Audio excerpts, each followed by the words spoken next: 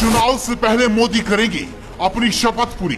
अब नहीं रहेगी माँ बाप और मुस्लिम महिलाओं की इच्छा अधूरी। भारत में लागू होने जा रहा है ये बड़ा कानून। अब कानून बचाएगा माँ बाप का सम्मान। एक कानून ने कट्टर मुस्लिम समाज में बो दिया पुदीना। मुस्लिम महिलाओं को मिलने वाला है उनकी हिफाजत का सबसे बड़ा नगीना।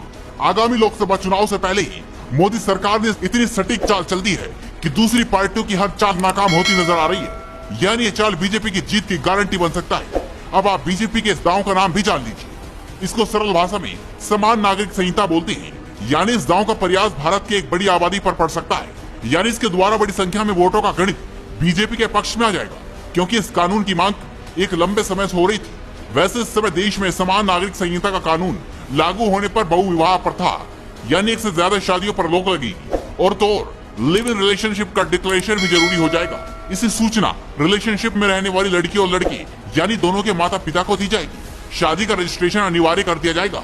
तो वहीं इसके बिना पति और पत्नी दोनों में से किसी को भी सरकारी सुविधा का लाभ नहीं मिलेगा। सबसे बड़ी बात, मुस्लिम समाज में हलाला और इद्दत की प्रथा पर भी लगाम लग जाएगी और इस कानून के बाद मुस्लिम महिलाओं को बच्चा गोद लेने का भी अधिकार मिल जाएगा। ये सभी कानून एक समान नागरिक कानून लागू करने के लिए उत्तराखंड सरकार द्वारा जस्टिस रंजन देसाई की अध्यक्षता में गठित कमेटी के द्वारा सुझाए गए हैं। वही मिली जानकारी के अनुसार इसी कमेटी की रिपोर्ट के आधार पर पूरे देश में यूसीसी लागू होने के लिए मॉडल कानून तैयार किया जा रहा है। इस कानून को लेकर जानकारी मिल रही है कि देश में समान नागरिक संहिता लागू करने के लिए केंद्र सरकार और विधि आयोग को उत्तराखंड में जस्टिस रंजना देसाई की अध्यक्षता में गठित कमेटी की रिपोर्ट का इंतजार है। इस कमेटी ने अपनी रिपोर्ट तैयार करने के लिए कई चरणों में नागरिक और विभिन्न धार्मिक संगठनों के लगभग 2.5 लाख सुझावों पर विचार किया है। इन्हीं सुझावों के आधार पर कमेटी ने अपनी रिपोर्ट तैयार की है, जो अब अंतिम चरण में है। इस रिपोर्ट को पूरे भारत में यूसीसी को लागू करने का ब्लूप्रिंट के तौर पर देखा जा रहा है। इस कानून का अहम लाभ ये भी है कि पति पत्नी दोनों को तलाक लेने के समान अधिकार मिल जाएंगे। पति पत्नी के बीच जो तलाक के नियम पति पर लागू होंगे वही नियम पत्नी के लिए भी लागू किए जाएंगे। अब ऐसे में ये भी समझना जरूरी है कि बीजेपी ने समान नागरिक संहिता और कहां लागू करने की बात कही है।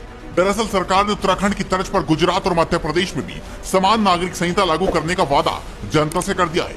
केंद्र सरकार की तरह इन दो राज्य सरकारों को भी जस्टिस रंजना कमेटी की रिपोर्ट का इंतजार है। समान नागरिक संहिता कानून पर गुजरात कैबिनेट मोहर भी लगा चुकी है।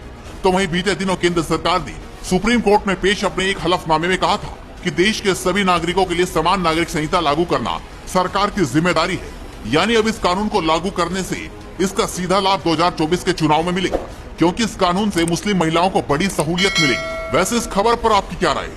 क्या समान नागरिक संहिता कानून समय को देखते हुए जरूरी है या फिर 2024 के चुनाव विजय के लिए मजबूरी है? तो आप इस वीडियो पर अपनी राय दीजिए। इस वीडियो को शेयर